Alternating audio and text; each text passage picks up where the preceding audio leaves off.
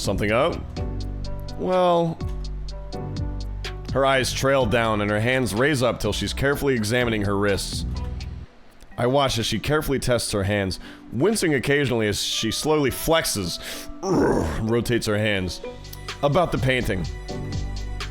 Not until you're better. I know, I've been thinking about it. I'm going to be way out of practice when I'm all better. So you're gonna practice? She smiles as she turns to me, probably excited about the prospect of starting work on that soon. Yeah, the typo. He painting. Yes, I have the mental image for it in my mind and everything. Her smile lessens though, and her tone becomes uneasy. My smoke detectors might be going off? That's the hallway bird. I've never watched X-Men, I've never watched Terminator 2. I haven't seen Indiana Jones 2 or 3. I haven't seen, Starship Troopers. I only know Snoot. I know Wani. You are Inko, I'm Inko, I'm Inko. I have the mental image, but I won't have the skill. Plus, between the carpal tunnel and rushing out all those pieces for Mia, are we still on that Mia shit? I think I understand what she's getting at, but her smile is back again. Once I can paint again, I need time for practice. I want to show Mr. Iadakon the greatest piece I can create. Do you need anything? My words cut my thoughts off. No, I have all the paint and... No, I mean, do you need any help with your practice? Her face glows red again. Maybe. We should just start insulting the streamer with Inko instead. Stop being such a fucking Inko, man. Well, I don't know how much help I can be, what with my complete lack of painting talent. But otherwise, yeah, I'll do whatever I can for you, Olivia. I promise. I cement it with a smile and a thumbs up. Cause you're my friend, Olivia. Didn't this trigger already say in his thoughts, I love this woman. I love her so much. And then like all day today, even in his internal monologue, just, well, we're such good friends. I don't want to lose my friend. Did he stuff that shit down? Yeah, let's box that one up. Fuck that. Why does he love her? Come on, man. You don't? Olivia says, thanks. He did see her in a swimsuit, come on. I think we only stood out on the viewing deck for a few more minutes. After a particularly cold draft had swept over us, Olivia figured she had enough of the chilly air here. She's mean to him all the time? Not Anon. Inko needs 10 times that amount of fucking verbal abuse. This guy's a fucking chump. I think he knows he needs it. We made our way back inside the elevator station, where Liz was standing idly. She and Olivia looked at each other for a moment. The two held their stare locked in on each other for about half a minute before Olivia looked to the side. So, what else is there to do here? That's a long time, 30 seconds. There's a lot to do, evidently. Once we'd gotten back to terra firma, Liz had taken it upon herself to walk us around the entire block. The whole area was like a miniature theme park, with a lot of street vendors selling tourist trap gifts. Now kiss, yeah. Evangelion elevator scene.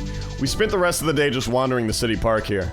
I mean, we've all seen it, right? The Evangelion elevator picture where they've just spliced Carl in the other corner of the elevator. And he's just, so, you two gonna take your tops off, or...? Eventually, as the sun sunk below the horizon, Mr. Ferris found us. Oh boy. I'd forgotten that we'd come here in the first place because of a business meeting of his.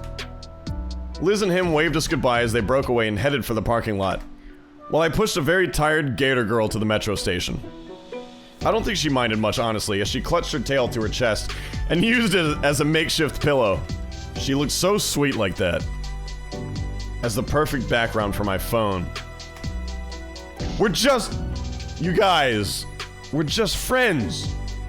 We're just friends. She must never learn of this, though. It's your phone background. Because I don't think I'd survive. But it would be worth it. Can't wait for the scene when she sees it, yeah. ... After going home that night, Olivia texted me all night and well into the morning. We're friends, we're friends. We ended up talking about all sorts of things. Mia, our art, various shows, just about everything. I've never seen her that excited before. For someone with sore hands, she sure types fast. She uses her tail. And for someone that doesn't like talking that much, she sure does type a lot. Huh? Remind you of somebody you know? You. I certainly cannot keep up. And when she didn't want to talk, she sent more doodles and sketches. Sleep wasn't really an option on my end either. And Guts' doodle ventures were quite entertaining to read. Since then, we've been texting more every night. Not as much, since I do need my sleep. But right now, I'm just... God damn it, these glasses are killing me. Right now, I'm just waiting for art class to end. I don't know how Inko does it, man. Mr. Triggums is apparently one of the substitutes that demands complete silence until class is over, but doesn't care beyond that.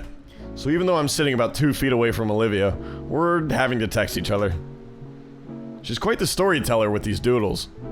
Like right now, as I try to keep up with the tale of Guts writing a dick. What's he writing again?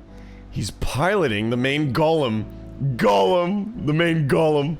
He's piloting the main golem from Gundam Finn. A giant robot from one of the shows she's been wanting us to watch together. But we won't, because I don't watch anime. I don't really watch much of anything. I mean, we would. I totally want to.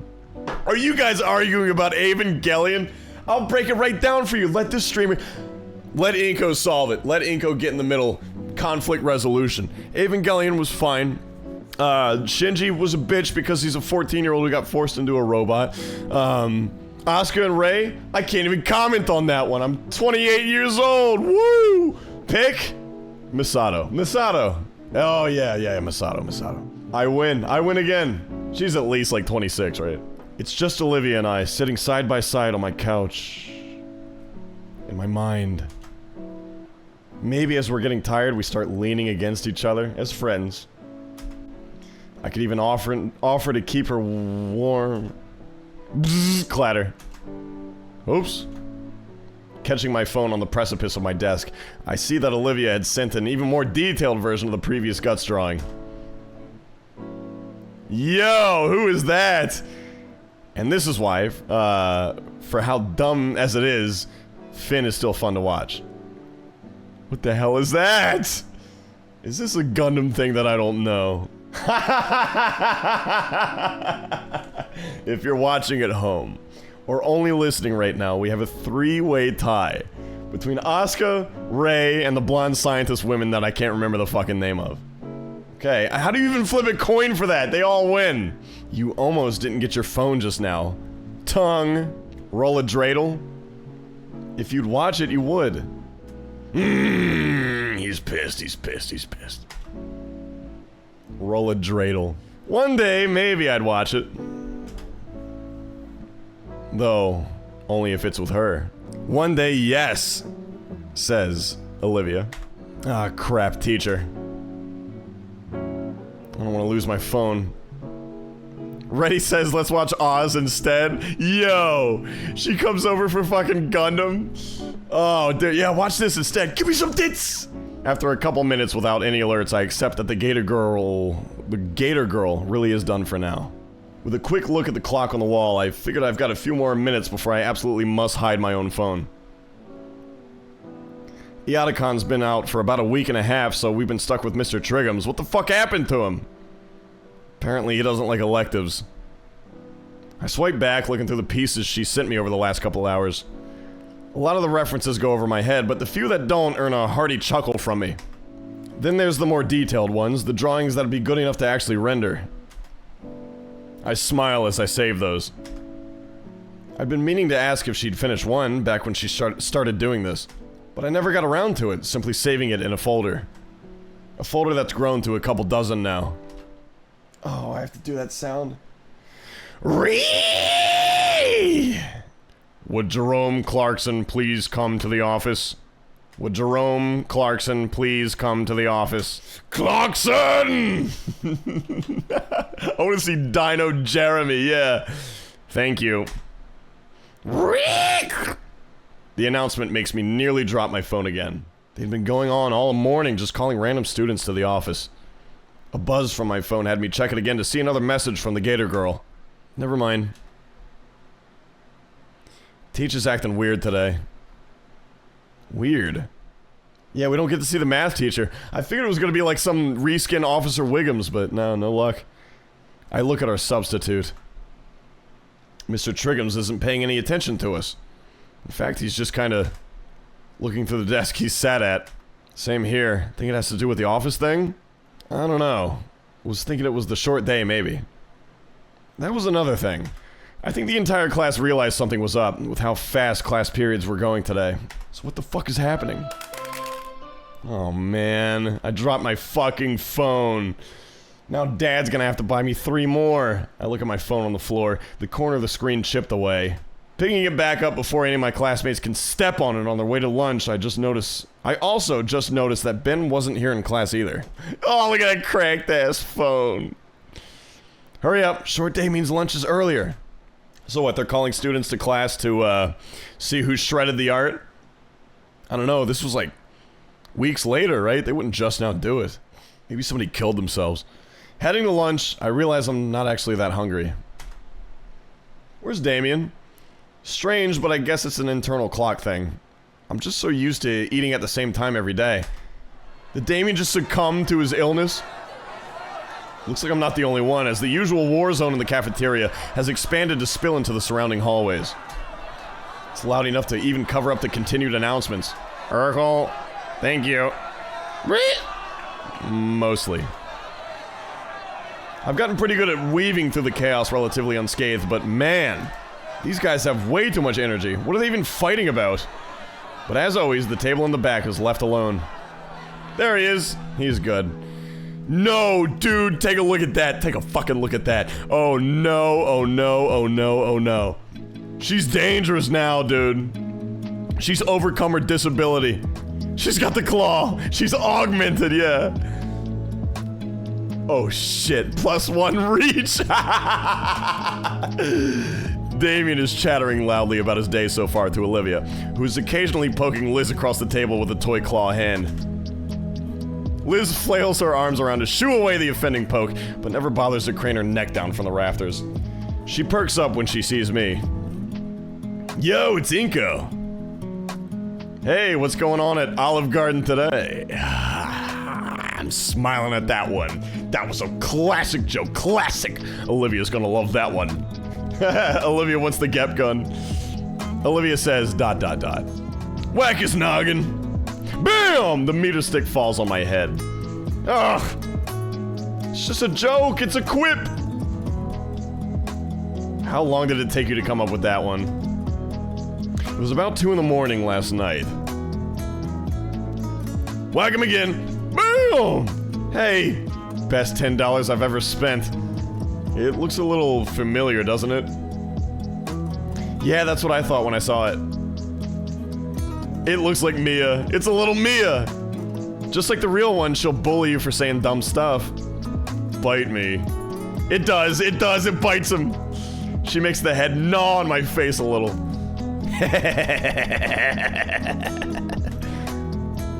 I'll go sit somewhere else. Do it. I got a new friend right here.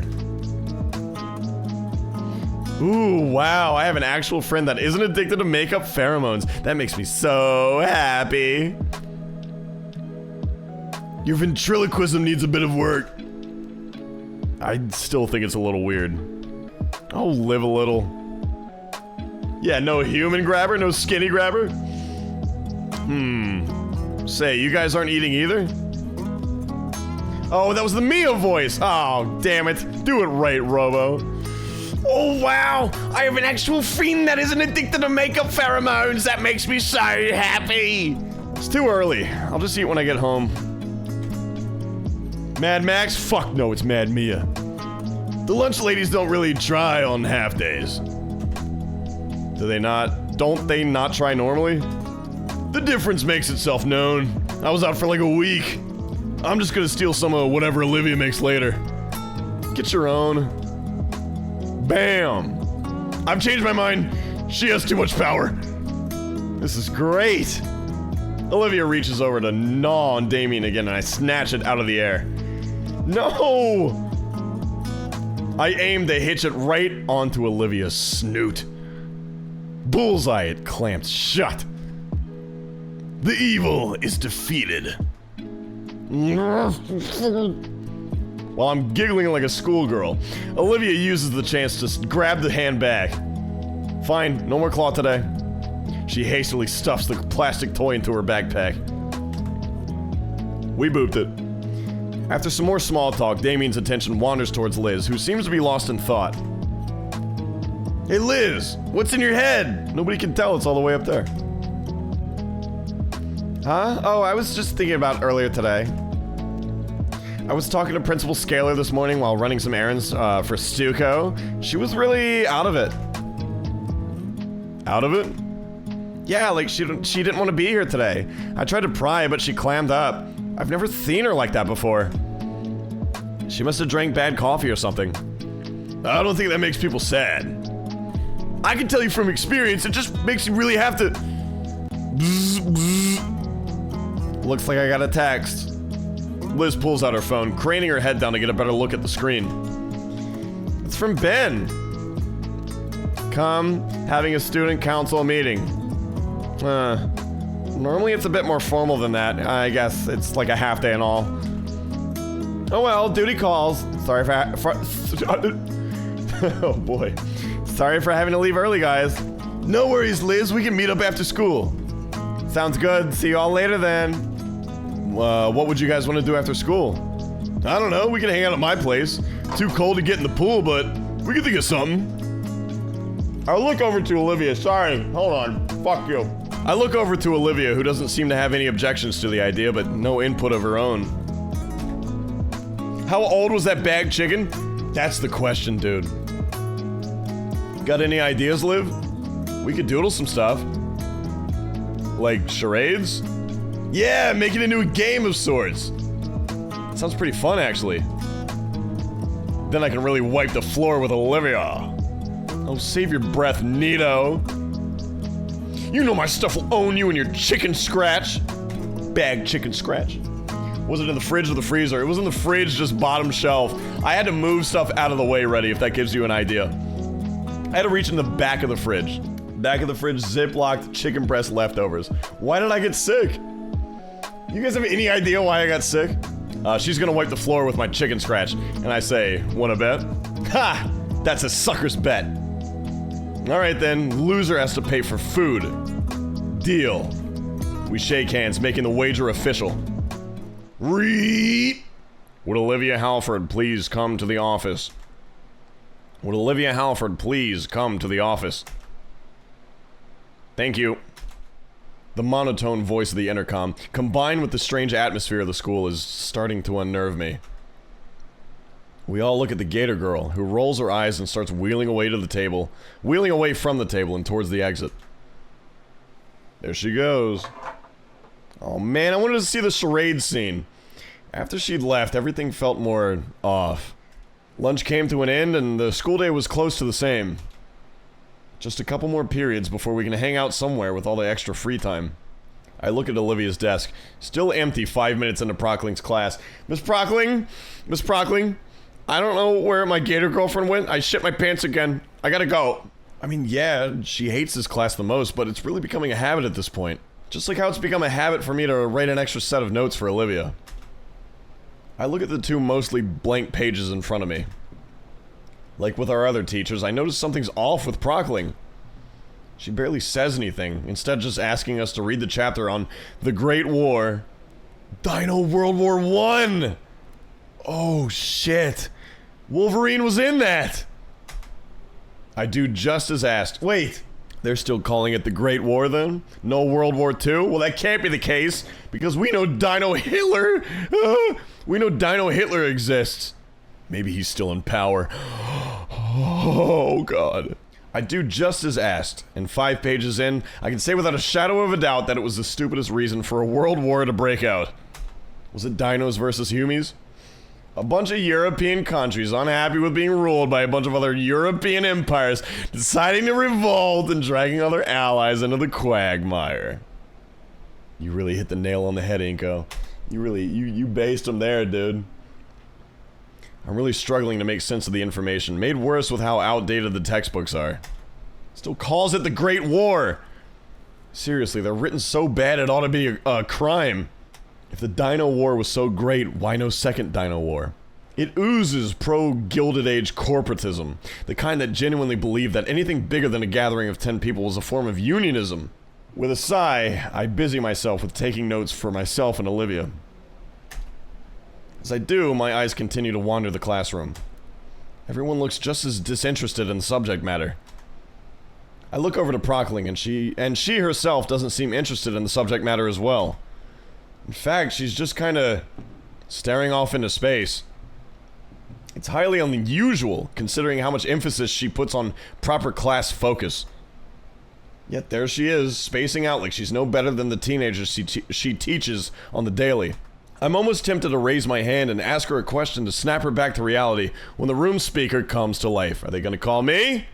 Would Inko Nito please report to the office? Inko Nito, please report to the office. Thank you. I look up to Miss Prockling.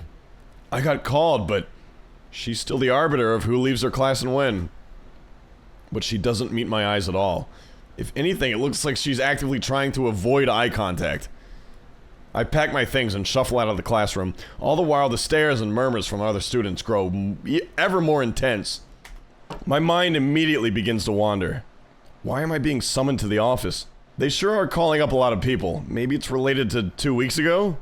The only thing keeping me company on my march to the principal's office is the sound of rubber soles on tile. They must spend a fortune on polishing these floors. It's not long before I notice another pair of footsteps coming from somewhere ahead of me. I squint my eyes, quickly recognizing the figure that approaches. It's Ben. I guess the student council wrapped up their meeting, though there's no sign of Liz anywhere. As the parasaur makes his way closer, I notice he has a complicated expression on his face. Hey Ben, what's going on? He flinches as I call his name, and looks around like a lost child before he spots me. We make eye contact for a few seconds, but he doesn't say anything. Is everything alright, dude?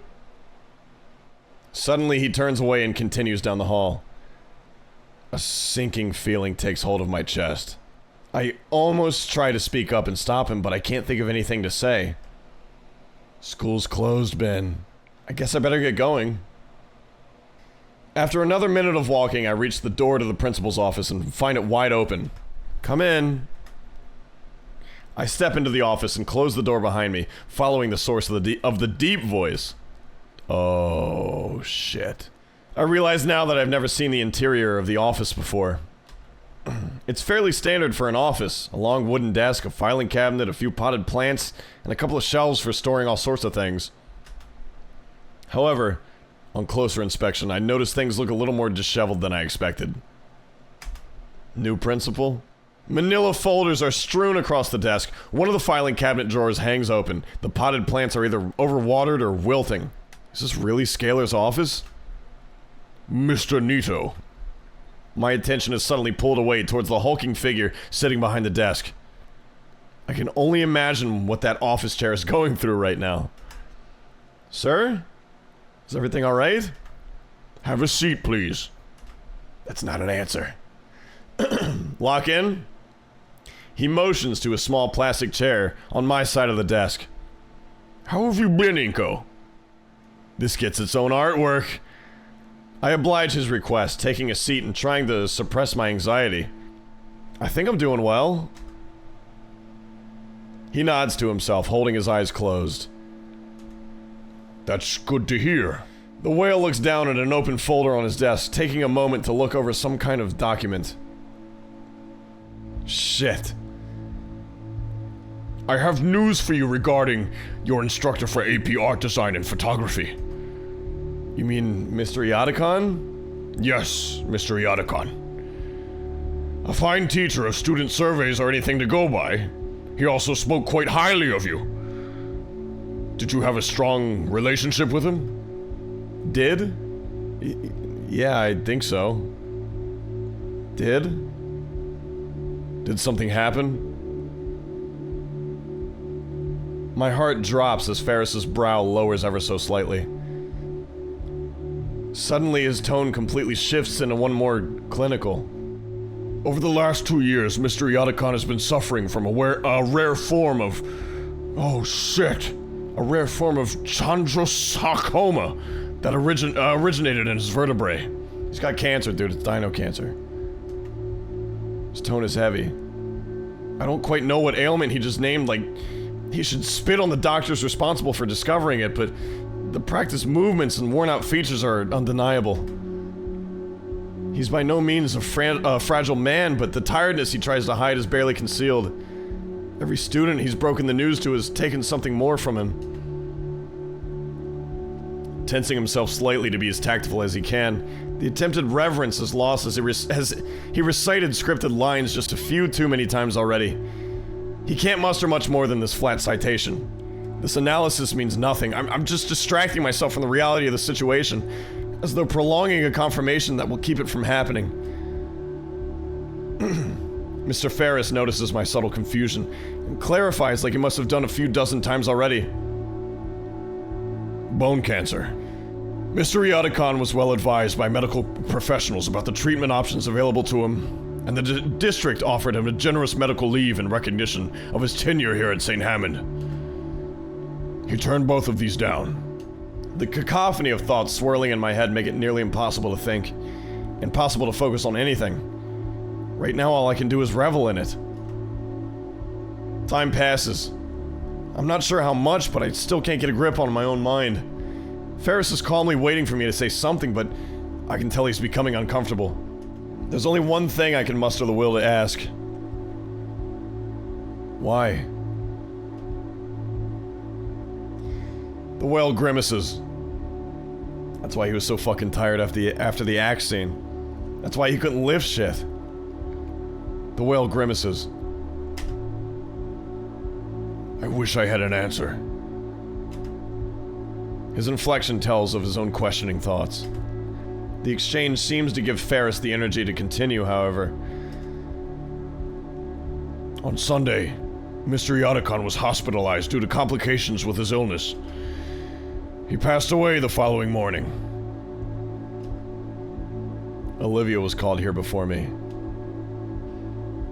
Counseling will be available for you and everyone else affected. Sorry, do you know where Olivia went? No. She didn't say. I'd like to go now, Mr. Ferris. Yes. Feel free. I stand up from the plastic chair, pushing it closer to the principal's desk. Offering one last nod to the superintendent, I let myself out of the office. As soon as the door clicks, I start running. Shit.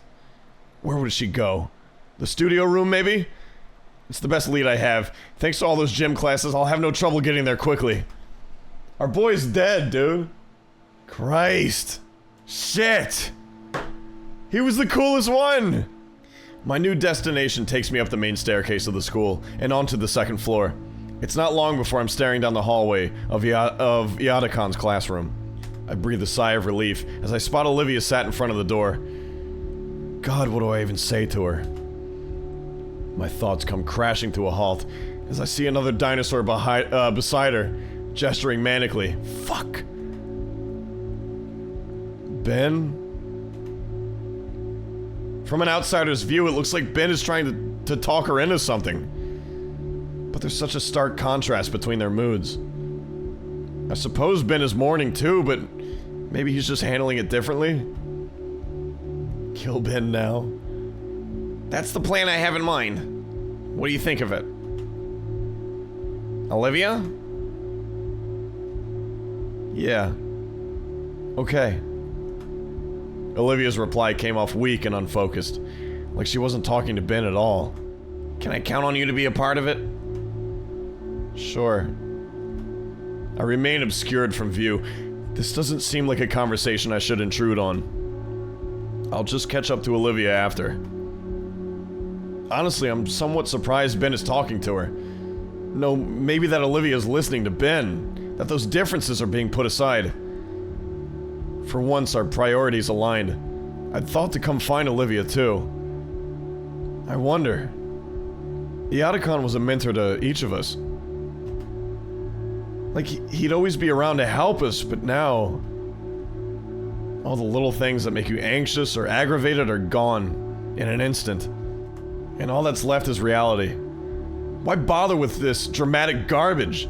If now's not the time to be brought together, then when? I'm thinking too much.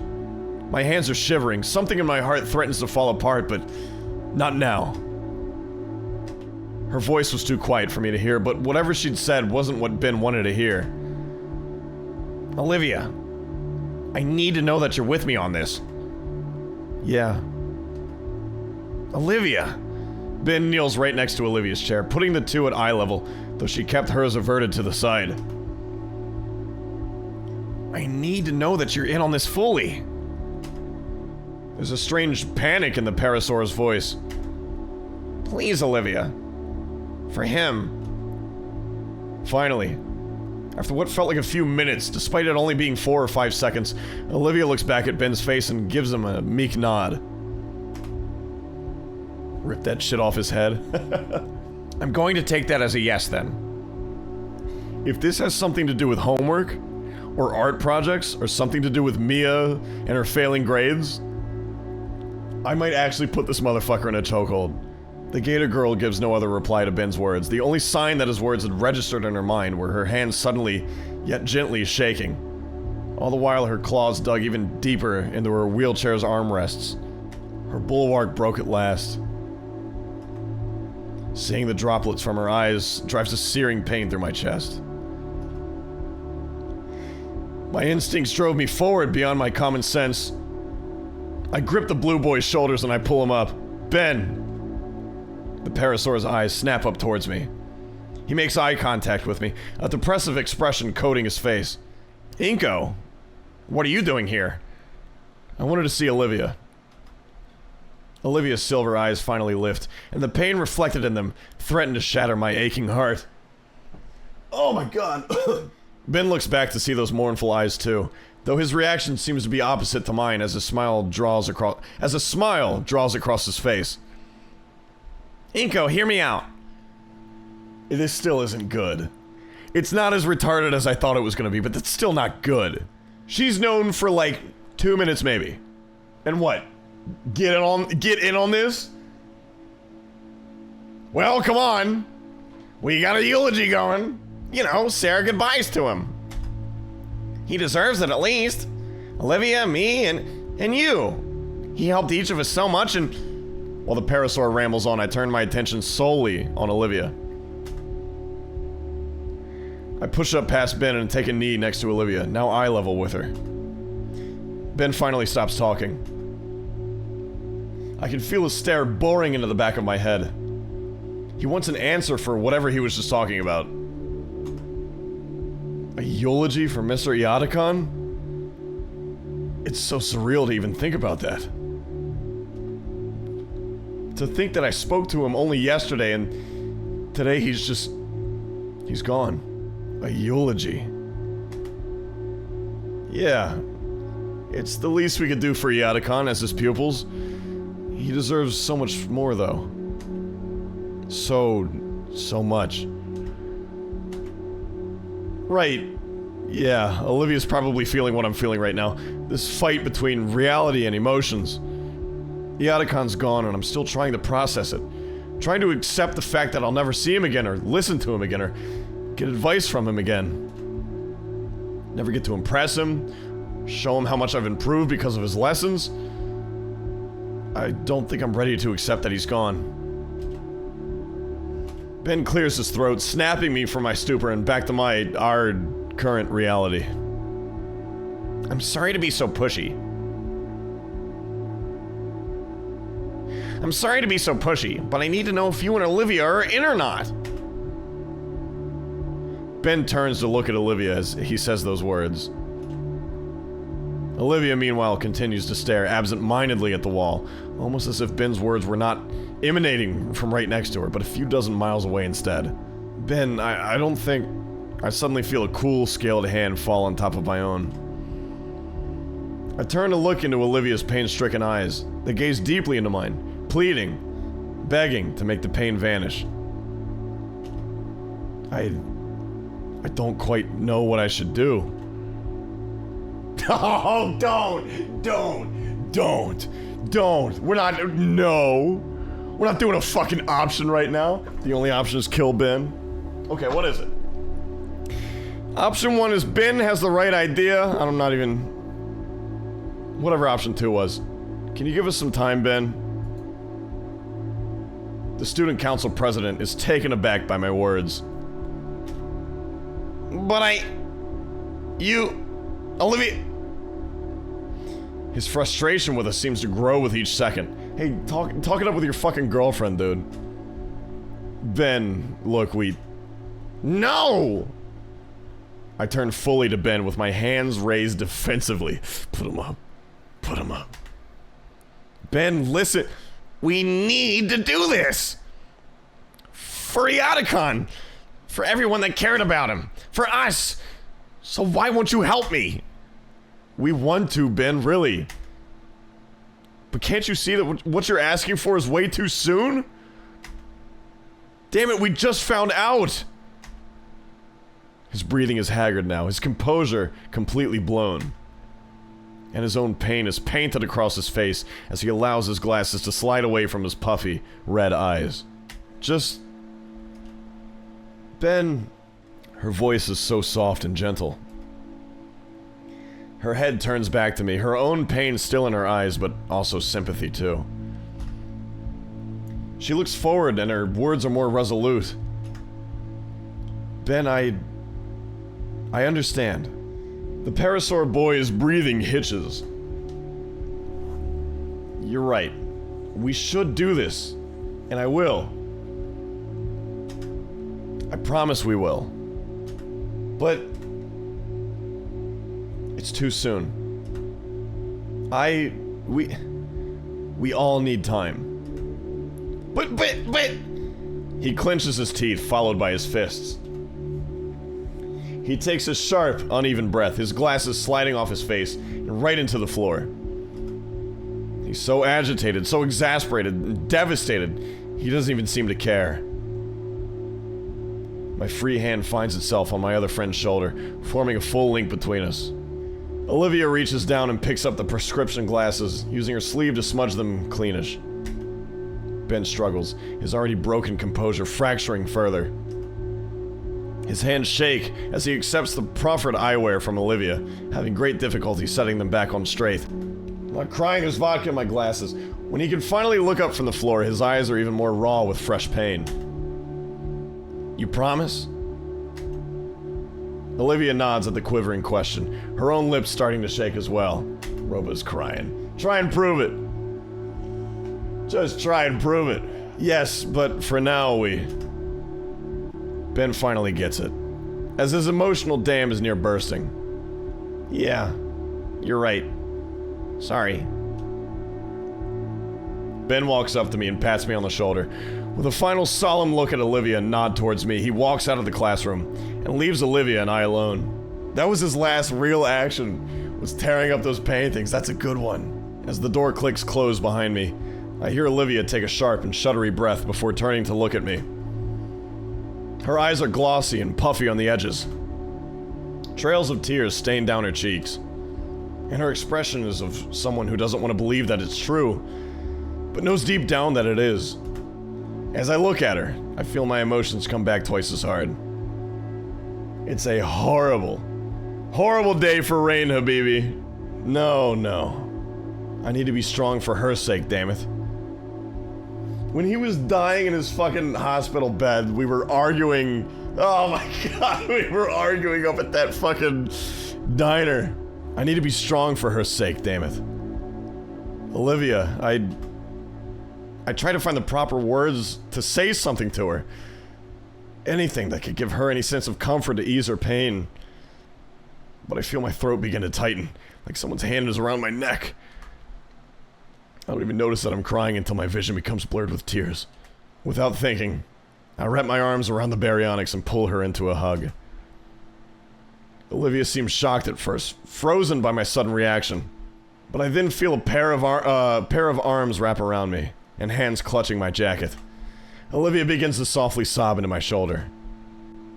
I feel my own resolve break down as I hear the increasing pain in her cries. When we're like this, I can't even pretend to be the stronger one anymore. Maybe I could bear the pain of Viaticon, but seeing Olivia like this... I hold on tighter. I don't want to let her go.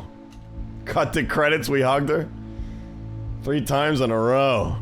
Suddenly, she mumbles something into my shoulder. What was that? We pull apart and I look over Olivia. Her sunken face is covered in splotches and trails of wet and dry tears. She's hyperventilating and she looks like an absolute mess right now. Despite this, her eyes are fierce and lively as they meet mine. I need to do something. Right now? She doesn't respond, hurriedly rolling down the hall towards the elevator. Where would she... The fountain.